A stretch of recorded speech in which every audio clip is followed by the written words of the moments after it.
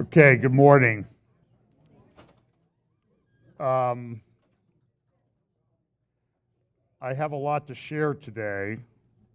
I have a lot more to share than I have time. And I say that every week, but this week I really mean it. Excuse me one second here. I'm trying to pull up something that I need to refer to later in my talk. There is, as we say each week, there is a enormous convergence of events, of things that are happening. Each week, I'm hopeful that I'll get through more than I have time for, and then as I'm preparing, I keep finding other things. And as I've said before, I think I have prophecy ADD just because of all the different things that are happening. And sometimes it's hard to organize it and make it into a coherent something that flows so you can understand what's going on. And the problem is, in large part, is that everything's connected to everything else. And so here I am. I'm trying to find an article that I may not even get to it, so please forgive me here for a second. Why does this not show up on my... Okay, the Jerusalem Post needs to reorganize its iPad app. I'm looking for the opinion page. Well, I guess I'll just refer to it later. Goodness gracious, what did they do to this thing? Yeah, they improved it. I just leave it alone for, I mean, isn't it, you get used to something in I get some training on some software this week, and it's like you get used to something, and it's like somebody, to justify their existence, has to make a minor change that changes everything that you do. So, okay, well, let's go, because this is boring. This was an article in USA Today about a week and a half, well, I guess on October 4th. And I think this pretty much sums it up. This is a secular source, and I don't remember if and part of the other problem, too, is every now and then somebody will send me an email and say, boy, you should really talk about this. And I'm like, well, I talked about that 2 weeks ago. Obviously, you didn't listen. And then sometimes I'm sitting there and I'm like, did I talk about this already? Because I don't even remember what I talked about. So I should have very low expectations that you're going to remember what I talk about. But this is I'm seeing these conversations a lot more, even outside of church, even outside of prophecy conferences and that sort of thing, where people are talking about what's going on in the world. Everything seems to be out of control. And then there are these things that we've really never seen before. For example, here is a collision. I think this is two stars colliding that they took a picture of. And there are things that are happening there that they've just never seen before. And we're seeing them now because of the high definition cameras and telescopes and that sort of thing. We talk about the things that happen in our country, and I focus a lot on the United States because obviously I live there and I live here. And so I'm not ignoring what's going on elsewhere. But the things that are happening in the United States, everybody keeps talking about, and I mentioned this last week, it's unprecedented. We've never seen this before. The fires in California, up in the wine country in Northern California, and elsewhere, where thousands of homes were just reduced to rubble. We see the shooting in Las Vegas, which seems like it was, 3 weeks ago today that happened, and it seems like it was like 4 months ago, because and I don't think I'm exaggerating, because of all the things that have happened in between. And then there are things like this that are happening, that we've never seen before.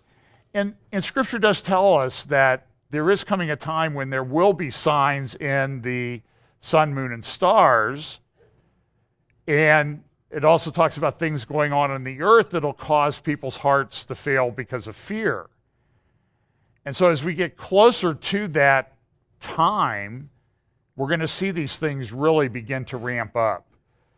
But this is Portugal. They have massive fires in Portugal and Spain. Spain's in major turmoil. They're taking over, I want to say Catalonia, Barcelona, that area, because they want to separate from Spain, and Spain doesn't want them to separate. In Austria, there was a 31-year-old that was elected as the new president or premier. And he's from they call him, I don't know if they say he's from the far right, but he leans to the right. So in a lot of media, they'll call him far right. I don't really know what he stands for, but certainly they think that Austria is going to shift to the right. And he's about nationalism. You know, he's a nationalist. He wants to protect Austrian national ideals. And this is very upsetting to people. There are things that I don't even have time to put in, like Bush 43 goes and makes a speech this week about how Trump is destroying the new world order, the global order. Surprisingly, this morning in the New York Times, there's actually an editorial/interview with Jimmy Carter. And I will tell you, surprisingly, Jimmy Carter sounds very supportive of Trump in some respects. And he's volunteered to go help with diplomacy things if he can. And he just says, you know, look, it wasn't Trump's fault that everything's melting down with North Korea. At least that's what I understood from the quick review I made of the editorial. It's in the editorial page of today's New York Times, which is like Jimmy Trump is supporting Donald Trump. It really is the end of time. And there's all these divisions that are going on in the church, and it's very, I will say it's very distressing to watch it all happen. For example, this week we saw this, and it's not really about this, but it is kind of about this. There's a couple articles from the New Yorker, which is a left-wing magazine. We all know that. But, you know, President Trump was severely criticized by this congresswoman from Florida who said that he had been very insensitive to this family of a man killed in Niger that in an ambush. And he didn't say the right things, and he's insensitive, he's rude. General Kelly came out and really laid her out the congresswoman, in pretty unmistakably clear terms. He himself having lost a son in Afghanistan. We had the protests going on in the NFL. I'm not sure what we call this congresswoman. You know, Elizabeth Warren, who claimed that she's 164th Cherokee, a lot of us have referred to her as Pocahontas, F-A-U-X, Pocahontas. So I suggest maybe this congresswoman should be called Annie Folkley or something like that. F-A-U-X-L-E-Y, K-L-E-Y, well, however you say it. But the response of the New Yorker when Kelly came out and defended President Trump was to say, this is what a military coup looks like. And the problem is that everybody's running around completely unhinged, not able to reason about things. And I see this across the board. I see it in church circles. I see it in Bible prophecy circles. And it is I suppose I could have called this last days madness, because it seems like people are really losing their minds. And it's very concerning. And in some cases, because if it is the time that I think it is, that a lot of us think it is, you're just seeing the front end of this. And you need to get a grip. My wife is a good advisor, so I don't know. Well, here's the other thing that the New Yorker says, is if you think Trump is bad, what would happen if we got Michael Pence into office? And because he's worse, he's a corporatist and he's more religious than Trump, and he's essentially the Taliban, is essentially what they're arguing on the left. There's this, I'm sort of, if I act like I'm at a loss for words, I am at a loss for words. And you should make note of the date and time that John Haller was at a loss for words. Here's an example. This is a Ben Shapiro article in the Daily. Well, this article from the Weekly Standard this is by Ben Shapiro. And he talks about a professor at Boise State. Now, Boise State, they have the blue football field. And some years they have a pretty good football team that plays on a blue football field. And this professor named Scott Yanor is being subjected to a witch hunt. Here's what the opening sentence says. A political science professor at Boise State writes a piece about transgenderism, and the university tries to tie him to the white supremacist rally in Charlottesville. And he's up on charges. They want to get rid of this professor. He wrote a kind of academic article in First Principles, which is published by the Heritage Foundation, called Sex, Gender, and the Origin of the Culture Wars in Intellectual History. And then there was an article that he had written in the Daily Signal about 2 months ago called Transgender Active, that was sort of a summary of his more academic paper that he wrote for the Heritage Foundation, called Transgender Activists Are Seeking to Undermine Parental Rights. Let's look at so this is considered a firing offense now in a university in Idaho, which is a fairly conservative state, you might remember. It's one of the three, by the way. I posted something on my Facebook page about the states I've been to. It's one of the 3 states I haven't been to, but I would really like to go there. Radical feminists aspire to revolutionize society in 3 ways. Now, this is what this professor says, and I don't know if he's a Christian or not. He's a conservative, but he's in the university system.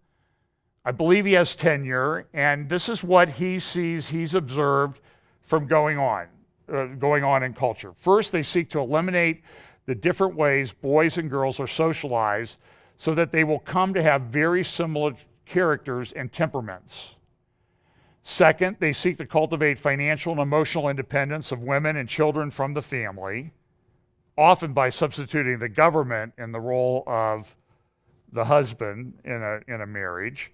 Third, they hope to erase sexual taboos, embracing new ways for individuals to achieve sexual satisfaction outside of monogamous procreative marriage. Winning public sanction, he says in his article, winning public sanction for same-sex marriage was the last great feminist victory. Same-sex marriage undermined sex roles within marriage. It put children ever more outside the purpose of marriage. It reinforced the idea that all means of sexual satisfaction are equal. Where will the radical feminist revolution roll to next? The new field for the rolling revolution with the greatest possibilities is transgender rights, especially as applied to children. Despite the accomplishments of radical feminism, the state has protected parents' rights to raise their children. Children, after all, seem rightly under the charge of their parents who provide personal care for their development. Transgender rights activists are seeking to abridge parental rights by elevating the independent choices of young children. Respecting the sexual and gender choices of ever younger children erodes parental rights and compromises the integrity of the family as an independent unit. Now, I know what most of you are thinking here is like, well, yeah, right? This can be seen in the Canadian province of Ontario, which passed a law allowing state agencies to prevent families that will not affirm a child's chosen gender identity from adopting or providing foster care to children. Children in Ontario can now make life-altering decisions before the age of consent against their parents' wishes. It's happening. I mean, somebody sent me a video. I tried to get a clip of it, but I just didn't have time this morning. It's very disturbing. It is a video of, let me see if I can remember, I can find the title of it. Somebody messaged to me on Facebook.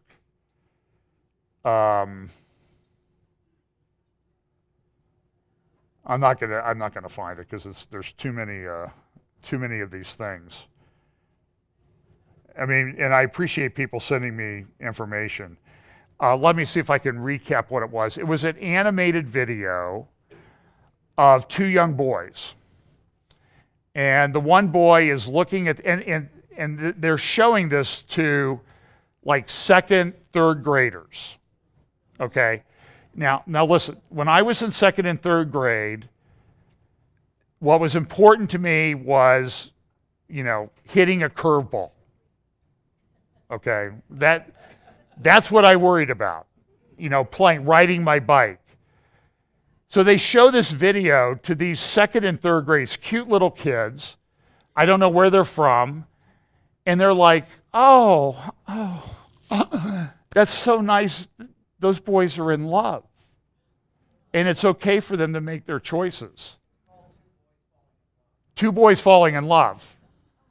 And they're playing this and watching the reaction of these young children. And I have to confess to you, I see it and it's like, it's ripping my heart out as to where we are in our. I don't think I could show you anything more troubling than that. I think I could show you videos of people being beheaded that would be less disturbing than this was to me. Not because of how evil these little children are, but just these are just normal kids that go to schools like here in Columbus or other areas, and they're reacting like this. Well, yeah, that's normal. That's okay. 50 years ago or 60 years ago when I was that age, it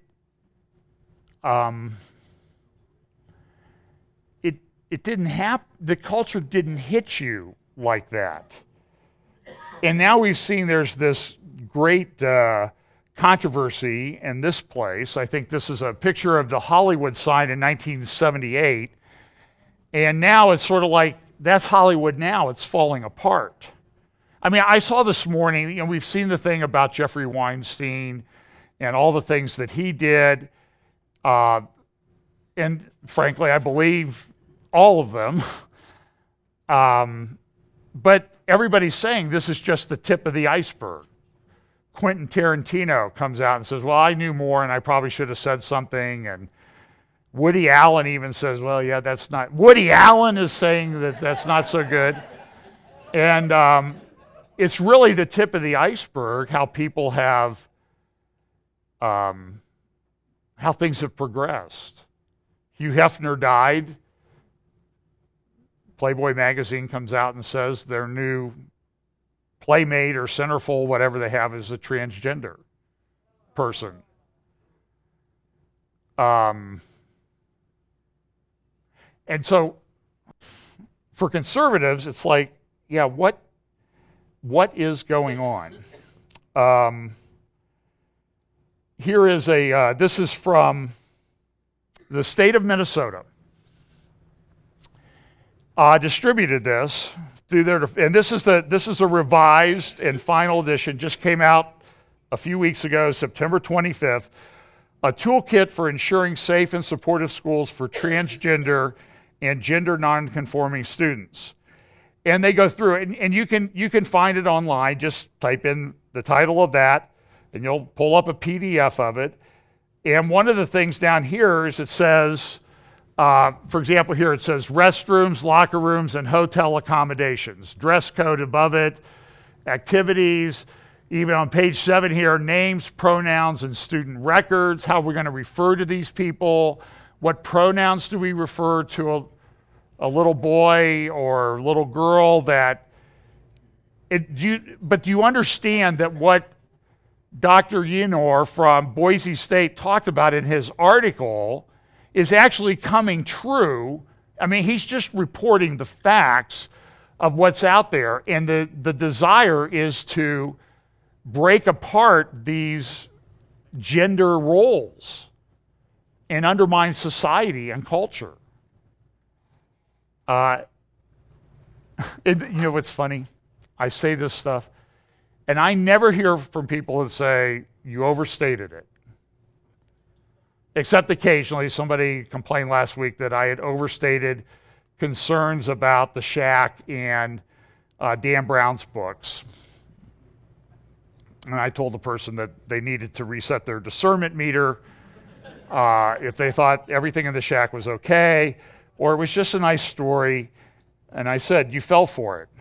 But look at what it says in this toolkit for Minnesota student schools throughout Minnesota.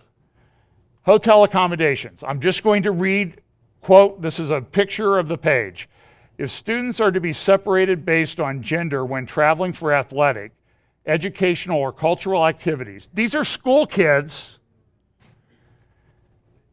School officials should allow a transgender or gender nonconforming student the opportunity to room with peers who match the student's gender identity unless the transgender or gender nonconforming student requests otherwise. At times, any student may have specific needs for privacy, and the school can make arrangements based on that student's wishes. But do you see that it's on the nonconforming student's desires and wishes that control? This Boise State professor continues, our core values as a school, and I think this is from the Minnesota thing. Our core values as a school include the statement that collegiality, caring, tolerance. Oh, no, he's writing about Boise State. No, I'm sorry. No, I got it right. This is the Boise State president, Boise State University president's response to what this professor wrote, which was factually true. Now, he may have reached conclusions that were not acceptable. Our core values as a school, the president says, including the statement, and this could be any university in America right now that said this, or Canada, or certainly Europe, collegiality, caring, tolerance, civility, and respect of faculty, staff, students, and our external partners are ways of embracing diverse backgrounds, traditions, ideas, and experiences. As has been pointed out by several people in their communications with me, the particular language employed in the piece is inconsistent with that value. I can show you a video, again, I don't have time, you can look it up, of students at a university in California. It was a Republican group meeting in the library, and they were verbally assaulted by the Antifa types. And during the conversation, which somebody put up, it's about a 12-minute video, the person said, why don't you just sit down and we'll talk about this? To which the left-wing person said, your mere existence is intolerable to me. Well, that's tolerant, isn't it? That's collegial. And the university person was like, in the library, like, well, you know, you're disrupting the library. And the left-wing people are like, we don't care. Because these people have no right to be even here talking about this. They're racist, they're, you know, phobic, and all this other stuff. It's crazy. This Colorado baker, now under fire on the not making a cake for a same-sex wedding, has now been approached to make a cake for a celebration of Satan. They will never let this man go.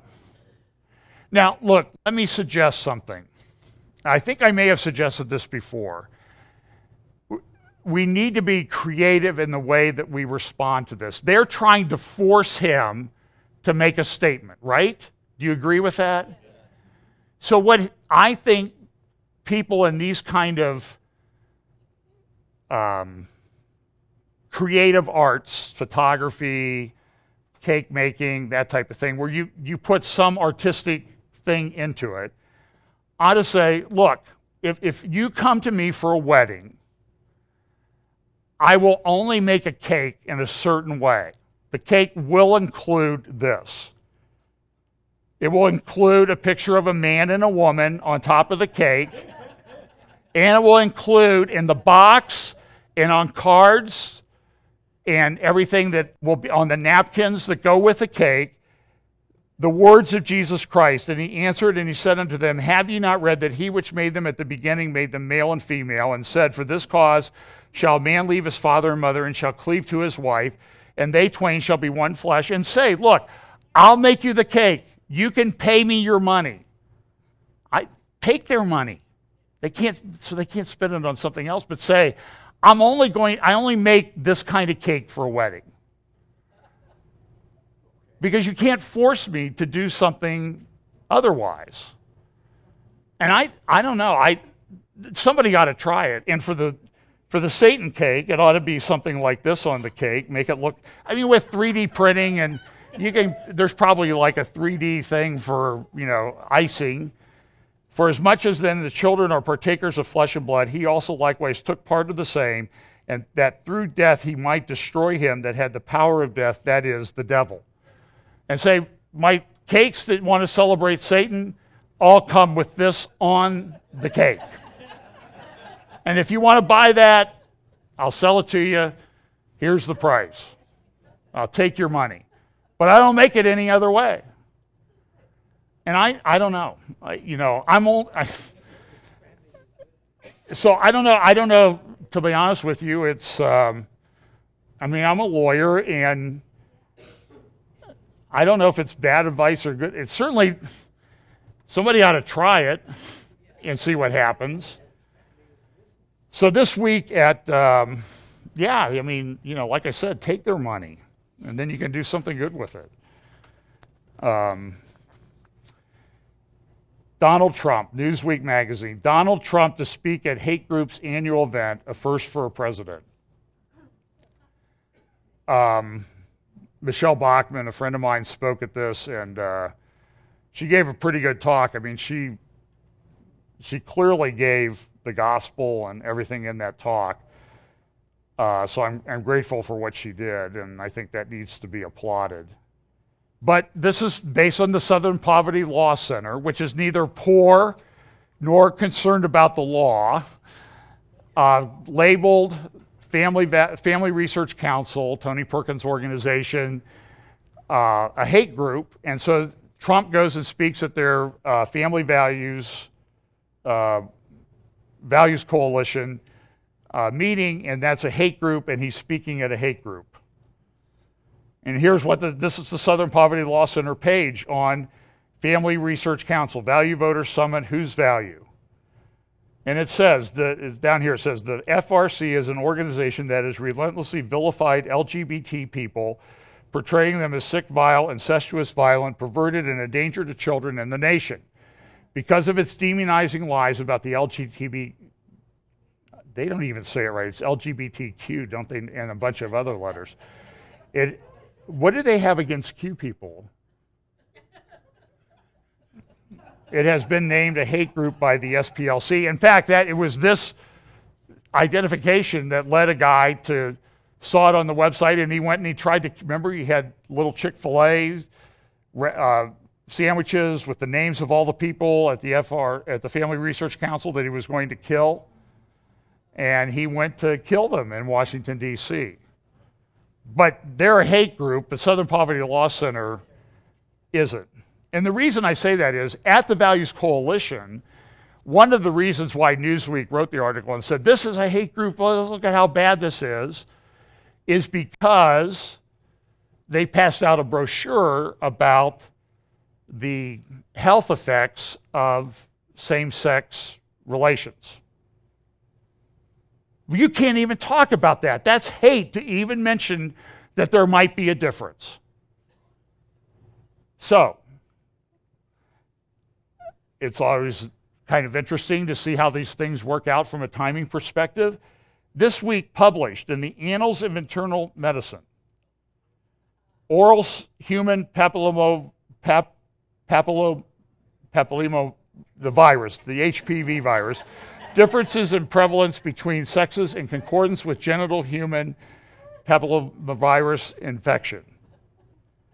And it reaches a conclusion. And then this was picked up in the New York Times and put in the New York, so the published part of the New York Times, on their website in the paper, and it says, the risk of infection was higher for smokers, for people who have had multiple sex partners, and what do they say? Dare I say it, to risk getting banned? I'm quoting the New York Times. I'm quoting the New York Times. I'm quoting the New York Times, and for men who have sex with men. Frequent oral sex also increased the risk. Now, will the Southern Poverty Law Center label the New York Times a hate group for conveying what the science says? No, they won't. You know they won't. That's a rhetorical question. The answer is obvious. Let's see here. Well, let's talk about Israel. And so, well, let's talk about geopolitics. There was an interesting meeting in Russia this week. And during the course, there was a panel. It was in Sochi, Russia, and I was watching part of it. I mean, Putin is, he's masterful at this. I mean, he's actually kind of funny at times, and I don't trust him, but this is from the Jerusalem Post this morning. Alarm in Russia as U.S. becomes the unpredictable superpower. So they're talking about, well, Russia got what they wanted. You know, they interfered in the election. They got Donald Trump. Now they're concerned because they don't know what Trump's going to do. And so they've kind of hurt themselves. Here's what part of the article says. Russia may have got what it wished for with the election of U.S. President Donald Trump, but almost a year later, Moscow's foreign policy community shows more signs of alarm than triumph. Russia's ability to influence the debate in Washington, let alone reset a damaged relationship, has vanished, according to current and former policymakers who gathered last week at the annual Valdai Club conference in Sochi. With an official investigation underway into alleged Russian meddling in last year's U.S. presidential election, Russian diplomats have become too toxic to even talk to in Washington, said one official, speaking at a closed panel under so-called Chatham House rules. Russia has become a meme for Americans' internal political debate, just at the moment that the U.S. has become a biggest factor for uncertainty in the world. No one can deliver such turbulence as the U.S. That has left Russian leaders feeling confused, apprehensive, and even helpless after a brief period of optimism that followed Trump's inauguration. Meanwhile, Moscow's own willingness to play risky games is much less than before. In Syria, he said Russia's generals are pressing for an exit from active conflict in Ukraine. Russia recently proposed a limited deployment of UN troops, peacekeepers. Russian warnings of a potential war between superpowers triggered by events in smaller countries, as in World War I, were louder this year than at previous meetings and dominate the organization's annual report. The risk of conflict on the Korean Peninsula and fraying arms control realities loom large. And this comes at a time when I mentioned this, that the Heritage Foundation put out their military index, and it said, the state of readiness of the American military, it's not the quality of people there, it's a quantitative thing. We're just not ready for big battles. And so when there's a lot of rhetoric going on about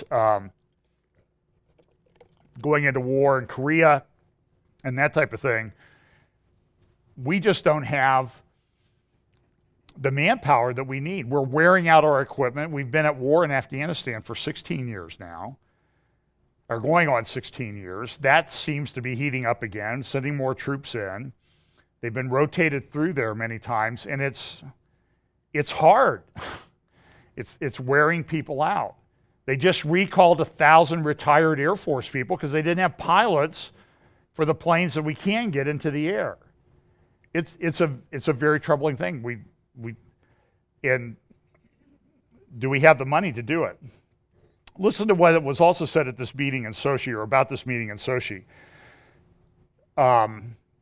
Foreign Ministry Sergei Lavrov of Russia said he thought Trump still wants to do the right thing with Russia, but is constrained by a rigid establishment.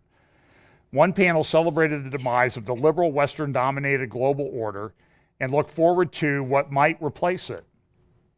When two former State Department officials in a closed session lauded strong U.S. institutions and the adults in Trump's administration for limiting his worst instincts, a Russian official saw that as part of a conspiracy to deny the election result.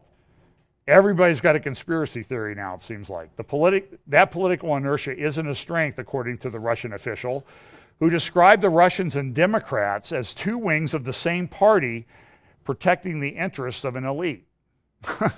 So you find these little nuggets of reality and truth that are buried in these stories. This is a story that just came out. I really didn't have time to look at it that much. This is from the Washington Institute and improving the quality of U.S. Middle East policy. But essentially what it says is, look, we've got a major problem here with Russia and where they're at and what impact that's going to have. We know they're moving in there. And the Euphrates River has long been considered to be a barrier to invasions from the east into the Middle East. Now, that ought to sort of ring some bells with you about the Euphrates River and how it plays a part in the chapters of Revelation. And the Euphrates drying up, why? To prepare the ways of the kings of the east. And what they're finding now is that with modern technology and stuff, even when it's not dried up, although its flow is less, because Turkey's built some big dams that can essentially shut off all the flow to the through Syria to down into Iraq.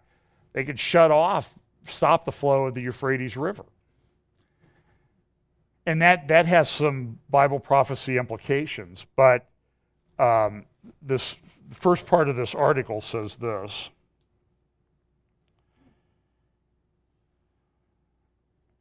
It's titled, Russia Crosses the Euphrates, Implications. The Russian Ministry of Defense announced today that Syrian government troops crossed the east bank of the Euphrates River using a Russian pontoon bridge and amphibious vehicles. This is from about a month ago. Although the situation remains fluid, the crossing by what appear to be elements of Syria's Iranian-trained and Russian-supported Fifth Corps has deep implications for the U.S. policy on the Islamic State, the Syria war, and Iran. And it goes on. You can look it up and read it. It's from September 18th of 2017. So we have all these things, and this, this is where a lot of the Bible describes things will be happening in the end times. Guterres went to see Trump this week. They had a meeting. There was a big article in the Jerusalem Post. I think this is from this morning or Friday. Suggestions for solving the Israeli-Palestinian dispute. And how do you solve that dispute? So everybody was all excited. Oh, there's reconciliation between Hamas and Fatah, and they're going to be in peace. And that's going to bring everybody to the table, right? Well, here's Jason Greenblatt. He's their U.S. official after Greenblatt meetings in Cairo. Peace agreement will take time. So it's going to take somebody that's going to do this. Here's a article. This is a clip from this morning's, today's Jerusalem Post. Greenblatt issued a statement last week laying out the U.S. position on the Hamas-Fatah reconciliation agreement, saying that if Hamas is to be part of a Palestinian government, it must recognize Israel, commit itself to nonviolence, and disarm. Hamas' answer was not long in coming, with Hamas leader in Gaza, Yahya Sinwar, saying on Thursday in response that the discussion is no longer about recognizing Israel, but about wiping Israel out, and that Hamas would disarm when Satan enters paradise. Wow. So it doesn't sound like they're willing to recognize Israel. Just a guess. Israel this week, there was some aircraft there was some shells that landed in the Golan. They went and struck the where that occurred, just over the border. Here's from the Golan looking into Israel.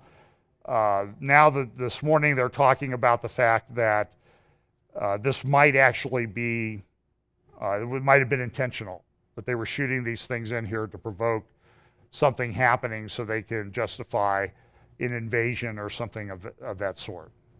These are Iranian-backed, Iranian-controlled troops and Hezbollah and other things right there on the border of Israel. It's a very interesting thing. I'm going to divert here for just a moment.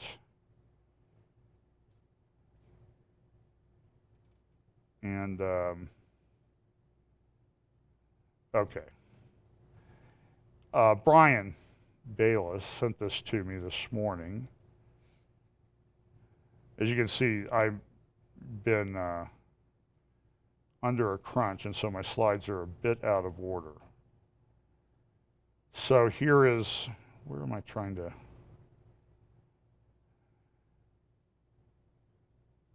I had it right here. Well, Brian can send it to you. Contact him.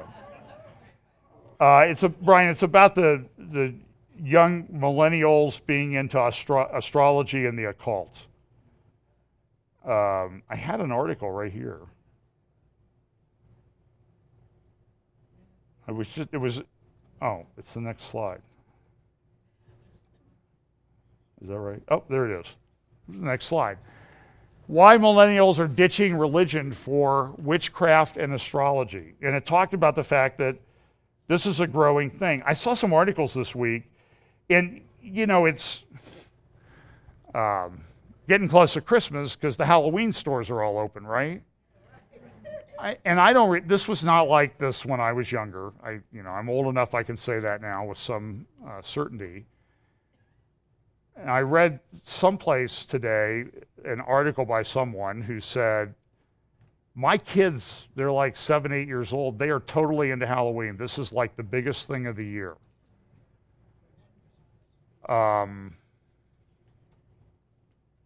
Churches participate in it. And so what millennials are looking for is they're looking for an experience of some kind. Something that makes them feel like they've experienced God. Now, one of the manifestations of this, and this is an article in BuzzFeed, Bethel Church in Reading. They have conference after conference. They have a church here. I don't know how big it is. I know when I was in Sacramento, they had just planted a church in the Sacramento area, and within 2 months, they were running about 2,000 on Sunday nights. They're very slick, Jesus culture, and their music. They have conferences, and they teach people. In this article in BuzzFeed, I wish it was written by somebody in the church, and there are some Facebook groups and some websites that deal with this a lot. Bethel Church and Christianity, I think, is a Facebook group. There's also an NAR for New Apostolic Reformation group that deals with these issues quite a bit. But they don't get the traffic because people don't understand what's going on at Bethel Church. And I think we need to probably do a whole series of things that are going on. But they go to this school of spirituality. They go out in parking lots to heal people in wheelchairs and that type of thing. And the people in Redding, California, where this is located, it's a town of about 80 or 90,000 people, are getting a little bit tired of it because these groups are always confronting them everywhere. And they call it the Bethel School of Spirituality. What do you think the Bethel students call it? Christian Hogwarts, which is the school in Harry Potter series where you went to learn to be a witch. And they just think, it's okay, we compare it to that and everything's fine. There is coming up is a global prophetic summit. can't remember when this is. It's going to have all of the, what you would call the new apostolic, the NAR people, although they're now trying to distance themselves from the NAR because people are criticizing NAR, so they're changing the name to like New Apostolic Christianity. So they're going to fool us by doing that. And they have all these people. And they're having a big conference in Kansas City this week. Starts on Tuesday through Thursday, called Kairos 2017, Unity and Revival. And the speakers include Shay On, Kenneth Copeland, and this Catholic Cardinal Donardo from Galveston, from the Houston area. And about 3 years ago, I did a video with Tim Worth called Stream of Ecumenism. You can look it up on YouTube. It's in a couple places. Just type in my name and Stream of Ecumenism. I don't know how many people have watched it. I know it's less than usually watch the Prophecy Update. But I went through there and I showed how there was this coming unity that was going to take place between these New Apostolic Reformation types and the Catholic Church. And other people have been talking about this forever. Roger Oakland has done some great videos and books on it. Other people have done things on it. And I took what had happened at the Kenneth Copeland Believers Conference down in Texas with about 2,000 pastors in Fort Worth, and how he brought in Tony Palmer, who had met with the Pope. And what did Tony Palmer say? The Luther's protest is over, is what he said. Tony Palmer, South African. I understand he knew David Nathan. He'll be speaking here in 2 weeks. And he died in a motorcycle accident a few months after he went to Kenneth Copeland's conference. After Kenneth Copeland and John and Carol Arnott, James and Betty Robeson, some people from the World Evangelical Alliance, Tony Palmer, they all went and had dinner with the Pope, and they're all excited. This is what's going to happen. And I reported there that they were going to try to do more about this unity thing in 2017. And so I'm going to play just a little bit of Kenneth Copeland, not because I like Kenneth Copeland, but I want you to hear his own words as to what he said about this conference in Kansas City that starts in 2 days that he'll be speaking at. And Shay On, by the way, he's from Pasadena, and you might remember him. He was one of the guys who went to Lakeland, Florida about 9 years ago when Todd Bentley's crusade was going on, and laid hands on him and told him he was going to have this really great ministry. It was going to change the world. And what happened within a month, Todd Bentley, ran off with one of the ministry workers, left his wife and children. And of course, he's back in ministry and still, I think he was in Pakistan this week, spreading whatever it is he talks about. And he came to that church up on Sawmill Road here in Columbus, and he had hundreds of people showed up. So don't tell me that the guy doesn't have influence anymore. And here's the guys who blessed him and prophesied over him, having a big conference. And here's a little bit about Kenneth Copeland talking about that. I'm just going to jump in the middle of the video because I didn't have time to edit it. Please put this date on your calendar. This year, October the 24th through the 26th in Kansas City. Hallelujah.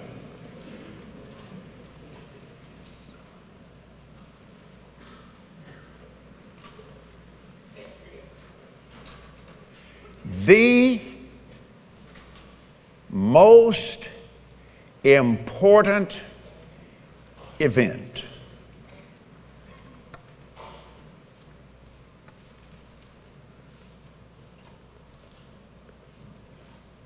that has to do with the outpouring And this mighty thing that has been loosed in the kingdom of God in the earth. The most important thing that has happened in the body of Christ happened some years ago. The biggest church split in history. Amen. When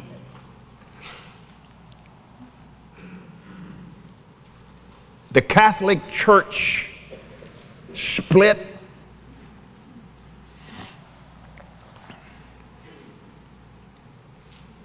you know the story. Now, can I suggest something? Because he says I'm operating in the Spirit all the time. You know, I think he's struggling for words because God's trying to keep him from speaking. That's my personal opinion. It doesn't work, but listen. The beginning of the protesting church. Now you really stop and think about it. Among the people of love, we're called protesters. We've been protesting for 500 years, baby. Yeah, that's been 500 years ago. Now that brother, hey, that's a church split, brother. I mean, that's the church split of all church splits. Really. Now, October the 31st, 1999, representatives of the Catholic and the Lutheran churches gathered in Augsburg, Germany, and signed a joint declaration on the subject of justification. And so 500 years of arguments, misunderstandings, and sometimes wars began to give way to reconciliation and recognition of the gifts of the Holy Spirit as placed within the body of Christ. Well, he goes on to talk about, he doesn't know what he's talking about. He's a minister, okay? He's been a minister for a long time. I think he's getting close to 80. And he's been one of the biggest proponents of word faith. You know, name it, claim it. And guess what? He's looking older every year. I mean, doesn't that tell you something about the basics of what he talks about? That if you just believe it, you'll be healed? The evidence is right there in the mirror, Kenneth Copeland, and he brags about being a billionaire. He does. He has a couple jets, big ranch, properties, and he's been a minister. You understand the inconsistency there?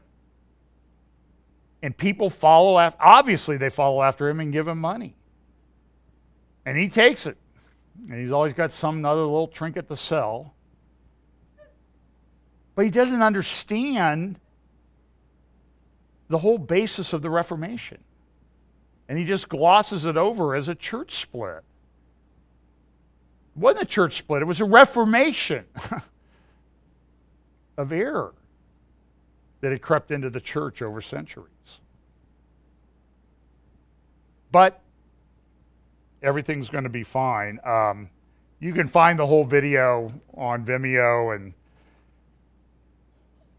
it's a continuation. And look, and he says, we're doing this. This is significant that we're doing it this year, because this is the 500th anniversary of the split, and we're reconciling and getting rid of it.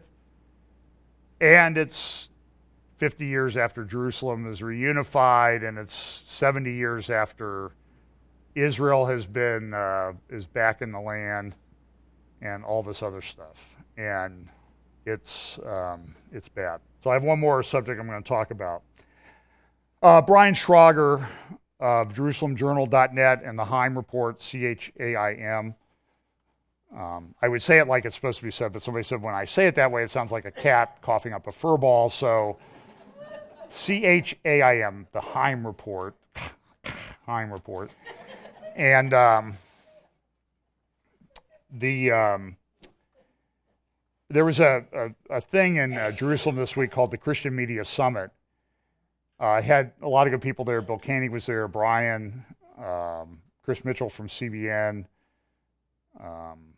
Dexter Van Zyl, other people. Dexter has had written, he's from Camera, CAMERA.org.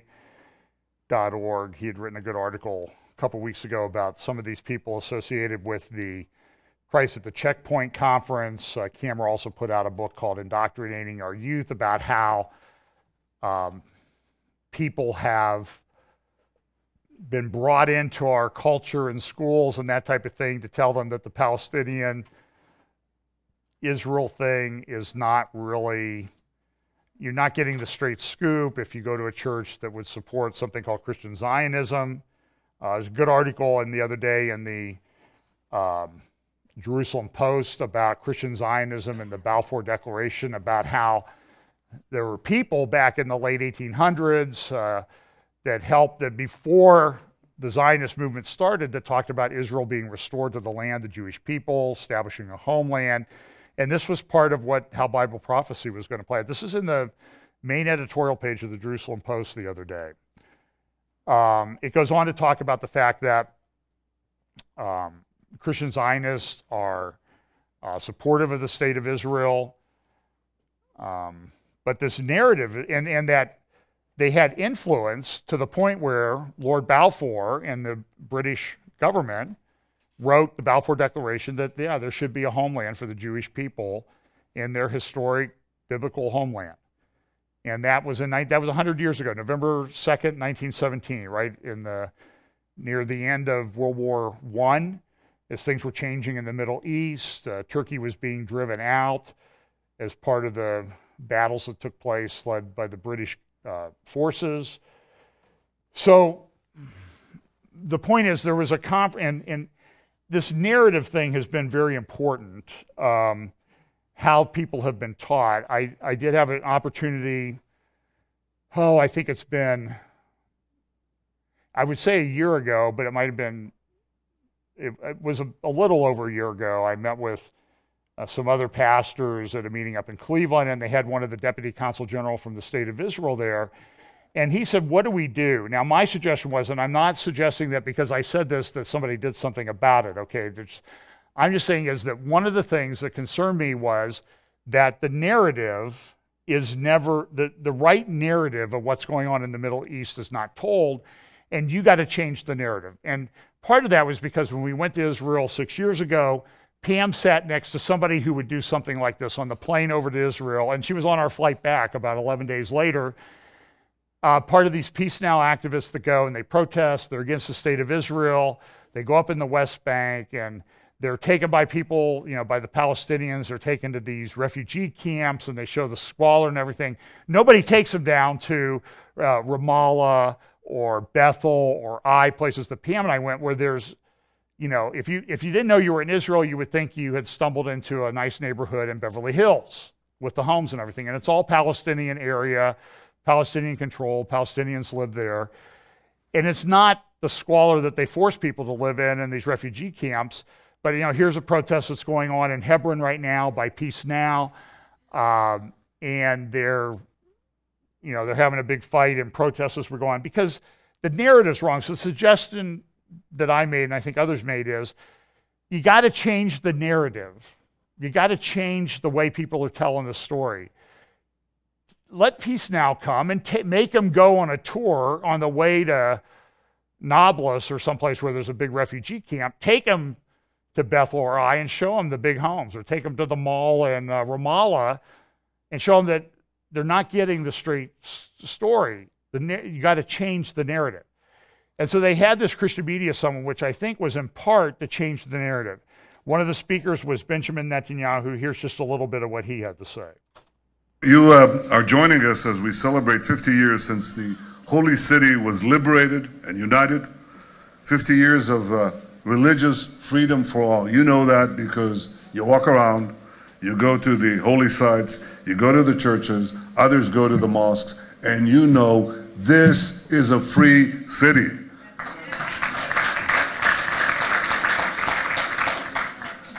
I want you also to join us in looking forward to the day when the embassies of all your countries move to Jerusalem.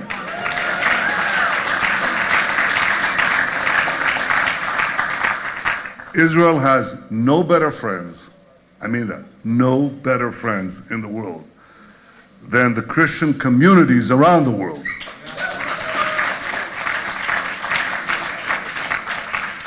And Israel is the one country in a vast region where Christians not only survive, they thrive.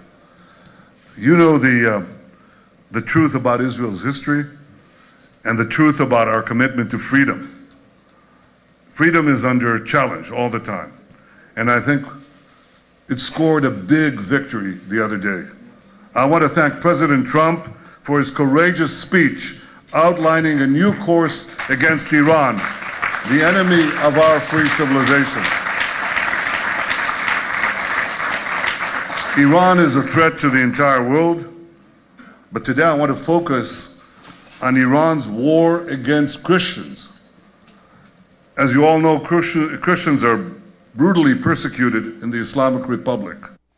Well, you can go and you can find out more. There's a website that's set up about the Christian Media Summit in Jerusalem 2017.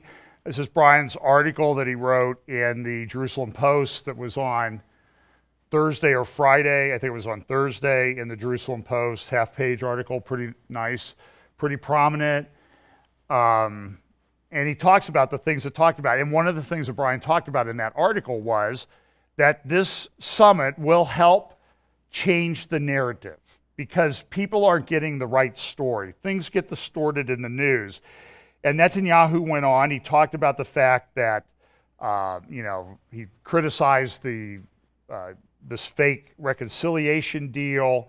He talked about the, how much hope there was about this, that there were these things going on that had happened, like Palestine was admitted, even though it's not a country, was admitted to Interpol. And there's some question as to whether that would be a good thing or not. I don't think it's a good thing. There was a International Parliamentary Union meeting in St. Petersburg, Russia this week. And here is the Kuwait ambassador. And to summarize, essentially, well, you can see a little bit of what he says here. And essentially what he does is he gets up there and he says, we have Israel people here, and they're baby killers and child killers, the most dangerous form of terrorism. That's what this brutal occupier represents. And I say to him, the representative, that he goes by the proverb, if you do not feel shame, then you do as you please. You should pack your bags and get out of the hall. You should pack your bags and get out of the hall after you saw the reactions of the world's honorable parliament. Get out of the hall right now if you have an atom of dignity. You occupiers, you killers of children. And they got up and left. So then there was an Israeli member of the Knesset there. It'll be a little hard to hear. I want you just to kind of listen. I put some of her words there. Listen to what happened. She got in there, and I like these Jewish women, especially these settler women. They're like forces of nature. And this is one of them. Well, here's what she said. Her, I don't remember her name right offhand, but here you'll see her speak. Hello, Mr. Chairman.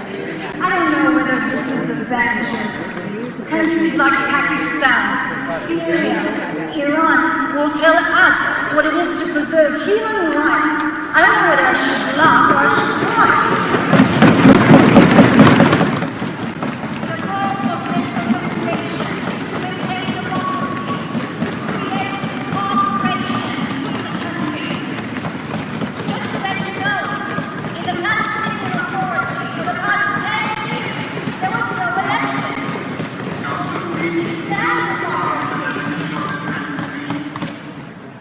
Well, anyway, this goes on for quite a while. And she just says, I thought this organization was about human rights.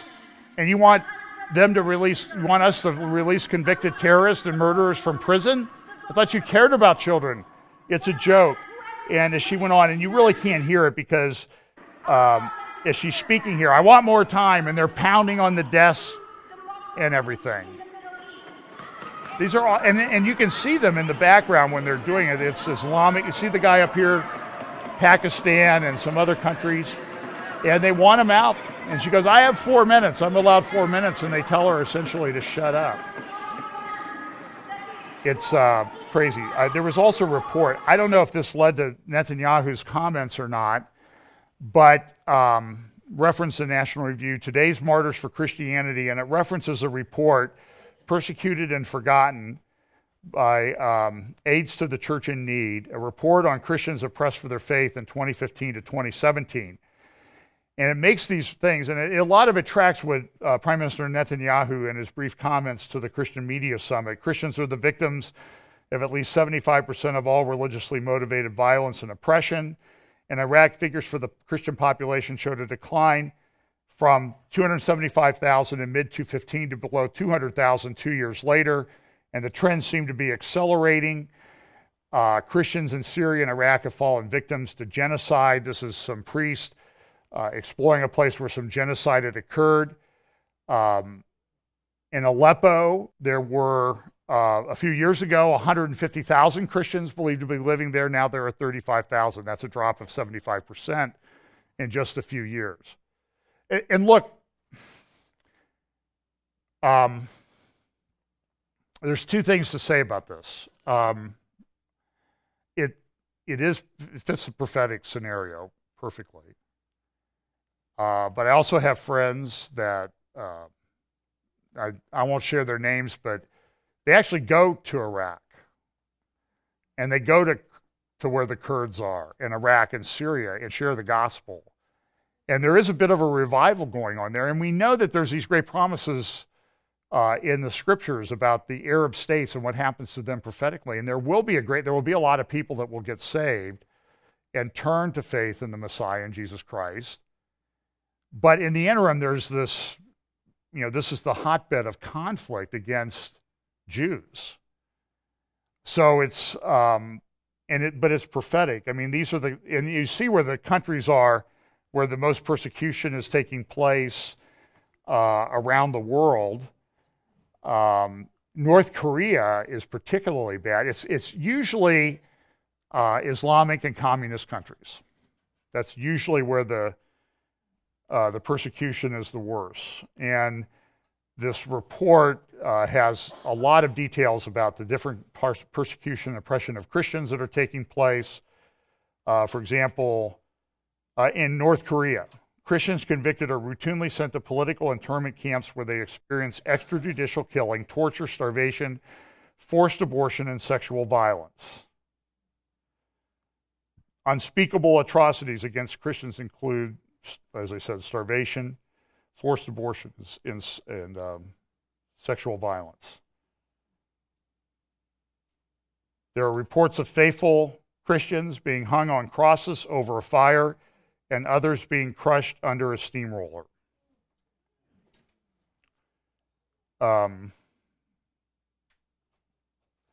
We're really blessed that we've been immune from that. I don't know that it'll continue though, as I understand Bible prophecy. In Saudi Arabia, they said if Saudi Arabia had got a minus sign, which means it's really not changed. And the reason it's not changed, as the report says, it really couldn't get any worse than it already is in Saudi Arabia for Christians who are killed and that sort of thing. Same way with Turkey and Syria. And it goes through all the countries, and most of them are in the Middle East or communist countries where this is going. They confiscate property and that type of thing. At the same time all this is going on, Germany is now censoring speech, again proving the axiom that Germany, when it comes to geopolitics, Germany is pretty much always wrong. And this is a great article in Gates Institute about the courts are even going in and rewriting history. Because I don't know if I remember if I shared it or not. A person's been sentenced to 6 months in jail in Germany for sharing on his blog or Facebook a picture of the Hajj Aman al-Husseini, the mufti that controls the Temple Mount in Jerusalem. Back in the 1930s and 40s, he was a very close compatriot of Adolf Hitler. And they have a picture of the mufti and Hitler together, and he put it up on his blog. And they said, you can't do that. That's inciting hatred against the Islamic religion. But it was a historical fact. So what are the courts saying is, you can't talk about history.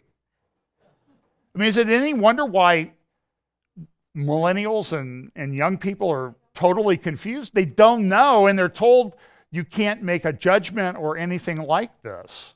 By the way, tomorrow night, up in Cleveland and Broadview Heights, and then in Cincinnati on Tuesday night, the local ACT chapters, ACT of Bridget Gabriel's group, ACT for America, ACT for America, there's an ACT Cleveland group, there's an ACT Columbus group, there's an ACT Cincinnati group. I think it goes under Southwest Ohio, ACT Southwest Ohio. Anyway, in Cleveland on Monday night, I think it starts at 7, and then down in Cincinnati on Tuesday night is a meeting, and then Phil Haney and Jim Simpson are going to be talking about some of this, about the Red-Green Alliance, communism and Islam and how they work together.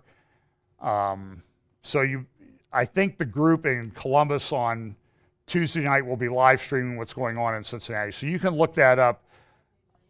Is it Monday night? Oh, they're live streaming the Cleveland event. Okay, so I'm going to try down and go see Phil. So you might want to watch it, but he did a great full show interview on Thursday or Wednesday on Secure Freedom Radio. You should check that out. But, so this is what's going on. Let's see. They're meeting with Israel and the Netanyahu and the Russian defense minister, and he just said, we got to put a stop to this Iranian thing. I don't even have time to talk about this investigation the millions of dollars funneled to the Clinton Foundation by Russia for purchasing uranium, and they're concerned about $100,000 that Paul Manafort got. And the people that would have been making the determinations, by the way, on whether the Clinton Foundation should be prosecuted are the same ones. Mueller, who was head of the FBI at that time, and I guess decided not to prosecute, is the one leading the prosecution now against the Trump thing. The whole thing, it just, to say it stinks to high heaven is unreal. I used this slide here a couple of years ago. This is in 2006 when they had the first Lebanon War, which I think Caroline Glick refers to as the first Iranian war against Hezbollah. That was the number of missiles that Hezbollah had at that time. This is what they thought they had a year ago, and it's probably 150,000 now and not 120,000. To show you the difference, to show you what's going on with Iran, Persia, on the northern border of Israel.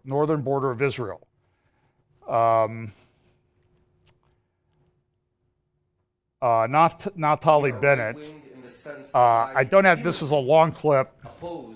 You can find it on the Arutz Shiva website. And essentially what he says is, we've got this Iranian problem. We've got to deal with this Iranian problem.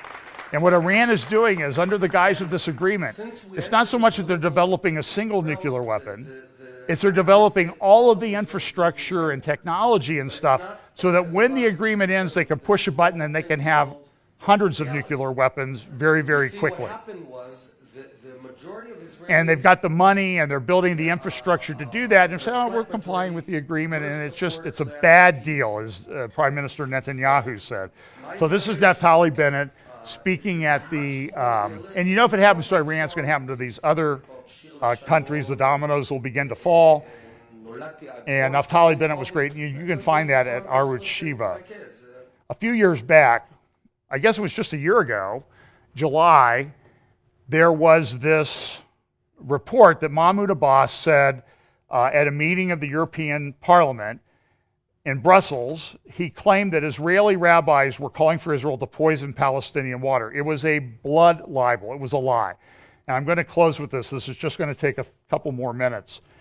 And if you had any idea what you could see here, it's very important that we change the narrative. Let me just add this in front. This is a page from Los Angeles Unified School District. They have teacher and service days. I always know when it's an in-service day because I have to drive by a big high school. And Friday, I just breezed by because there was nobody there. I think every kid that goes out of high school has a car, nicer than I have, by the way. But I'm not bitter about that. But they never let you out of the neighborhoods. And I'm like, I pay the taxes so you can have that nice school. But they don't let you out. And so I don't leave between certain hours because I just have to sit there and wait for 15 minutes. But in the in-service day in Los Angeles, California, which has a pretty significant Jewish population, they had this in-service day, and one of the subjects was Palestine-Israel. The speaker to teach people the narrative about how they should look at Palestine-Israel. And here's some pages from that handout. Palestine, Israel, and the Arab-Israeli conflict, a primer by a guy named Jeff Cooper. And I'm telling you, it's a bunch of left-wing pack of lies that he says in here. Because why? Because he's trying to control the narrative. So you have a boss going to the parliament in Brussels and saying this blood libel, they're trying to poison our water. You have in California, in the school district, they're putting on seminars on in-service days to teach people what the left-wing media wants them to hear. So they had a panel at the Christian Media Summit, and on it was Caroline Glick, Christopher Mitchell from CBN on the left, and then Judy, can't remember her name, from Haaretz, which is a left-wing magazine, newspaper in Israel. It's sort of associated with the New York Times, so you can imagine their political bent, which she claims is a Zionist thing. And so Caroline had a question about Abbas and what he said, and this is kind of interesting because I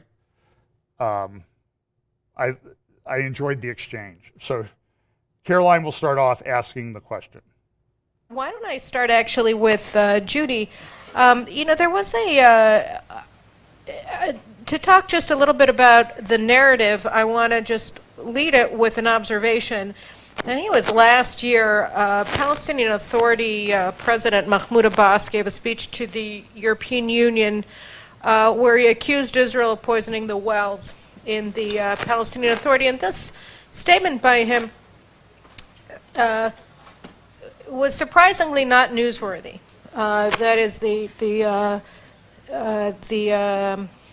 newspapers of the West, the mass media organizations of the West really did not highlight this statement. And I'm wondering if you can explain, if you have thoughts from your perspective from Haaretz, why something like this wouldn't have been highlighted or generate significant coverage. What is it about the nature of the coverage of Israel that would, in your view, dictate that this not be a highlighted story? Can you hear me? Can you hear me now? Yeah. So I think what you're trying to get me to say is because the media is biased against Israel. I'm not getting you to say anything. I asked you. No, I mean, it seems like that's where you're leading with this question. So I'm not going to take the bait. And if you want to ask me, do I think that the foreign media is biased against Israel, I think that I would say generally, there are exceptions. Generally, I think it's pretty fair. Do I think that most foreign reporters in Israel are opposed to the occupation or are opposed to the Israeli government because the Israeli government promotes the occupation and supports the occupation? I think that is probably true. But I think if you took a survey of Israeli reporters, you would find that the vast majority as well are also opposed to the occupation and also don't support the government's position on it.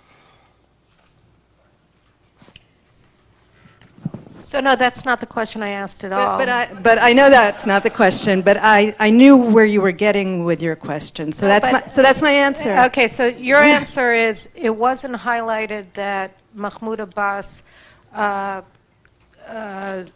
resonated or actually declared allegiance to an ancient blood libel against Jews, saying they were poisoning wells because the international media opposes the occupation? Is that what you're saying? No, I don't know what the answer is, but I think you're raising that as an example of a bias against Israel when I don't believe there's a bias. So you don't see that it's bias? I don't mean. I mean, you're bringing one incident. Okay. You're bringing one incident, and we can probably show incidents on the other side. Could you bring one on the other side, please?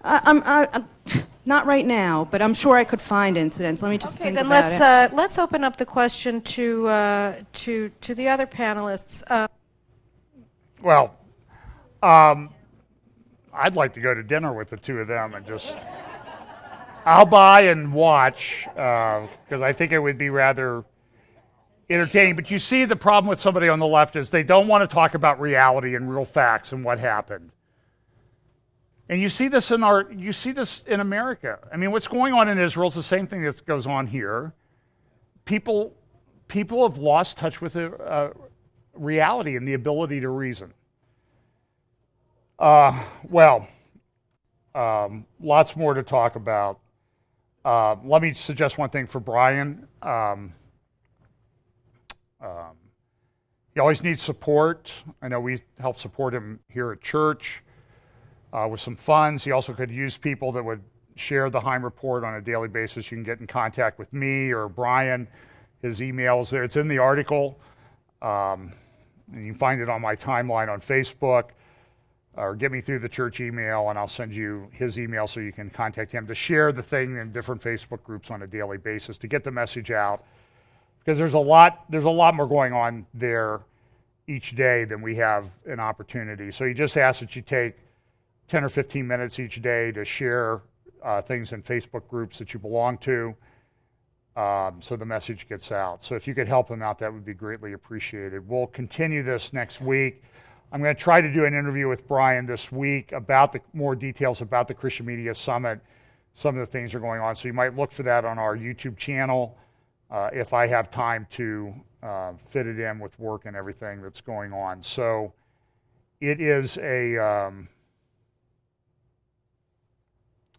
it really is an incredible time to be alive. It's amazing what's going on a daily basis. I feel very inadequate in trying to convey to you the significance of the things that we see unfolding culturally, politically, and particularly in the Middle East and with Israel. It seems to be really ramping up and accelerating week by week. So I appreciate you all for listening, and let's pray and we'll get out of here. Father, thanks so much for, again, the grace that you've shown to all of us through the death of your Son, Jesus Christ, on the cross for our sins, and in letting us know what's going to happen so that we're not distressed. I pray, Father, for the Christians around the world that are under severe persecution, that you would give them grace and peace and strength to stand as strong, bold, faithful witnesses. I pray for those people who, at great risk to their lives, go to the Middle East to share the gospel with these groups, that their ministry will be fruitful, that they'll see the evidence of that, that you'll protect them and provide for them the funds that they need to do that, so that we can see those people come to the Lord as the prophets prophesied thousands of years ago, and that they will be there in the kingdom. Just bless us this week. In Jesus' name, amen.